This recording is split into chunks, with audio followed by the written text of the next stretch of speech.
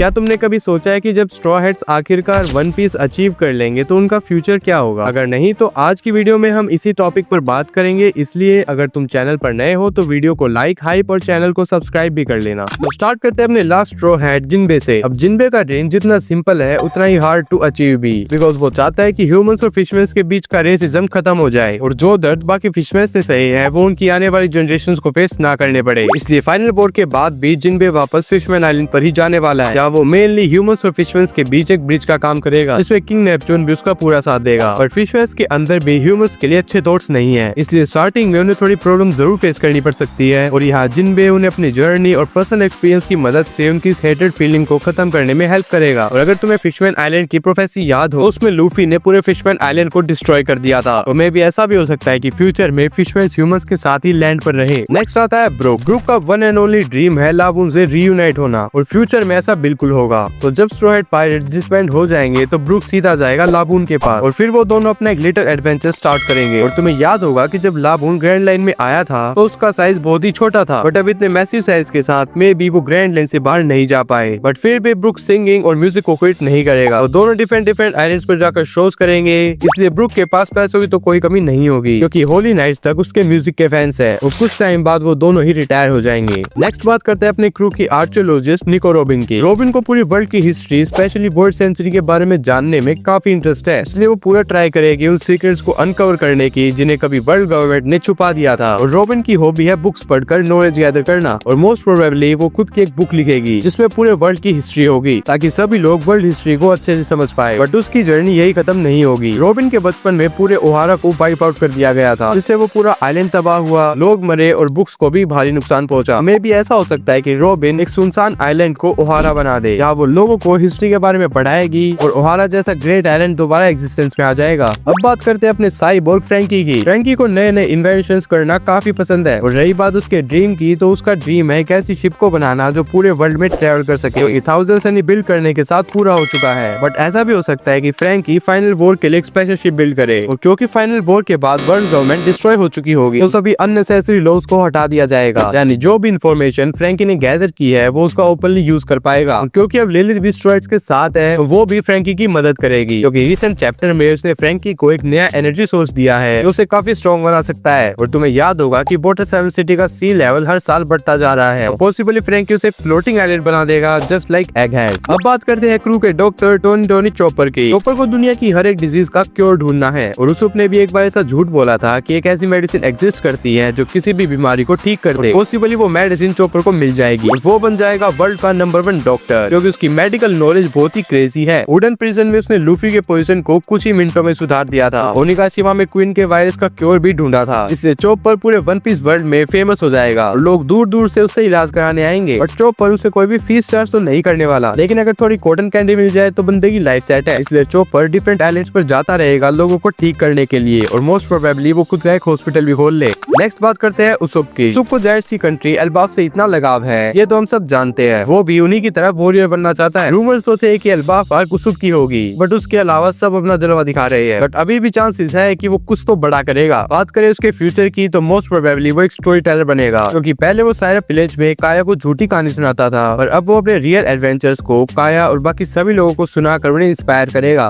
पर ये तो तब होगा जब वो जिंदा बचे। जब से मैंने वन पीस देखना स्टार्ट किया था मुझे शुरू से ही लगता था कि उसुप फाइनल वॉर के दौरान मारा जा सकता है। स्टार्टिंग से ही हमें ऐसा दिखाया गया है कि उसुप बाकी स्ट्रॉ हैट्स से अलग है। वाटर 7 आर्क में वीक होने के कारण वो दो बार फ्रैंकी फैमिली से बहुत बुरी तरह पिटा था, जो देखकर मुझे तो उसुप के लिए काफी बुरा लगा। और उसने एक बार बोला भी था कि वो ब्रेव वॉरियर की तरह मरना चाहता है, तो शायद ऐसा भी हो सकता है कि उसुप अपना फ्यूचर देखने के लिए जिंदा ही ना बचे। अब हम बात करते हैं नामी की। अब क्योंकि नामी का सपना पूरे वर्ल्ड का मैप बनाना पूरा हो चुका होगा तो वो वापस वहीं जाएगी जहाँ से सब शुरू हुआ था, कोकोयाशी विलेज। लेकिन इस बार चीजें काफी अलग होंगी। नामी के बचपन में आर्लोंग पायरेट्स ने उनके गांव पर हमला कर दिया था, जिसके बाद उनकी जिंदगी लगभग बर्बाद हो गई थी। लेकिन अब सब कुछ बदल चुका है। अब नामी जेंजो और नोजिको के साथ अपनी जिंदगी को शांति से जिएगी और हर वो खुशी महसूस करेगी जो उससे कभी छीन ली गई थी। और जैसा कि हम जानते हैं नामी 1000 सनी पर भी टेंजरीन्स रखती है, तो ये तो तय है वो अपना खुद का एक बड़ा टेंजरीन फार्म बनाएगी, एक ऐसी जगह जो सिर्फ उसके लिए नहीं बल्कि उसके अपनों के लिए भी सुकून का घर बनेगी। और ये भी मुमकिन है कि वो कुछ बच्चों को अडॉप्ट करे, उन्हें अपनी फैमिली बनाए, ठीक वैसे ही जैसे बेलमियर ने उसके लिए किया था। और जब भी वो फ्री होगी तो शायद वो गांव के बच्चों को नेविगेशन और मैप मेकिंग सिखाएगी, अपनी नॉलेज अगली जनरेशन तक पहुंचाएगी।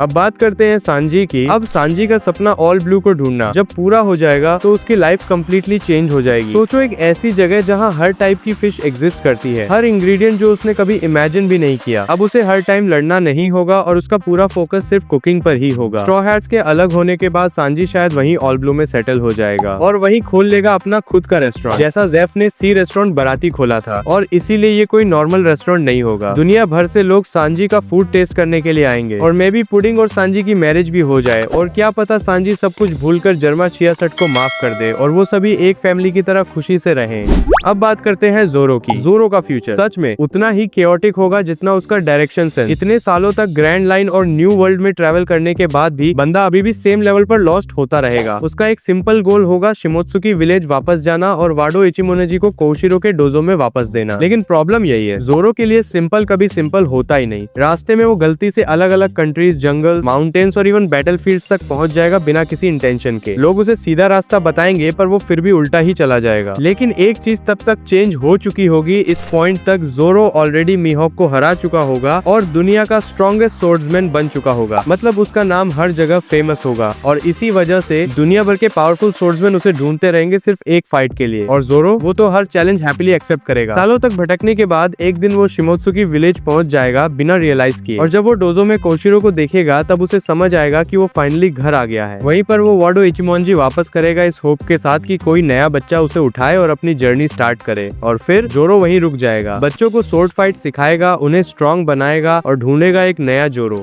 अब बात करते हैं मंकी डी लूफी की। लूफी उसका गोल हमेशा से सिंपल था, दुनिया का सबसे फ्री इंसान बनना। और जब वो फाइनली ये अचीव कर लेगा तो सवाल ये है कि उसके बाद वो करेगा क्या। सच कहूँ तो कुछ ज्यादा चेंज नहीं होगा। वर्ल्ड को सेव करने के बाद भी मंकी डी लूफी रुकने वाला नहीं है। वो फिर भी समुद्र में रहेगा, नए आइलैंड्स ढूंढेगा, नए एडवेंचर्स करेगा, क्योंकि उसके लिए जर्नी कभी खत्म होती ही नहीं। अपने ग्रैंडपा गार्प और डेड ड्रैगन की तरह लूफी दुनिया भर में एक लेजेंड बन चुका होगा। लोग उसे सिर्फ पायरेट किंग के रूप में नहीं बल्कि एक ऐसे इंसान के रूप में देखेंगे जो सच में फ्रीडम का सिंबल है। और ऑब्वियसली वो साबो के साथ भी टाइम स्पेंड करेगा, उस शांति को एंजॉय करते हुए जिसके लिए उन्होंने इतनी बड़ी फाइट लड़ी थी। लाइफस्टाइल की बात करें तो लूफी का सेटल डाउन होना ऑलमोस्ट इम्पॉसिबल है। वो ना कोई बड़ा घर बनाएगा, ना ही लग्जरी लाइफ जिएगा। उसका असली घर हमेशा एक शिप ही रहेगा। वो दुनिया घूमता रहेगा, एक्सप्लोर करता रहेगा और कभी कभी अपने पुराने दोस्तों से मिलने अलाबास्ता, ड्रेस रोजा या फिर अपने डॉन आइलैंड भी चला जाएगा। और फिर एक दिन अपनी किसी एडवेंचर के दौरान उसकी मुलाकात फिर से काताकुरी से होगी। दोनों एक दूसरे को देखते ही स्माइल करेंगे और बिना टाइम वेस्ट किए एक फ्रेंडली स्पार स्टार्ट कर देंगे। फाइट के बाद ऑब्वियसली एक बड़ा सा फीस्ट। लूफी खुश होगा देखकर कि काताकुरी कितना चेंज हो चुका है और दोनों वॉरियर्स की तरह नहीं बल्कि पुराने दोस्तों की तरह सेलिब्रेट करेंगे, क्योंकि मंकी डी लूफी के लिए एंड का मतलब कभी एंड नहीं होता, बस एक नई एडवेंचर की शुरुआत होती है।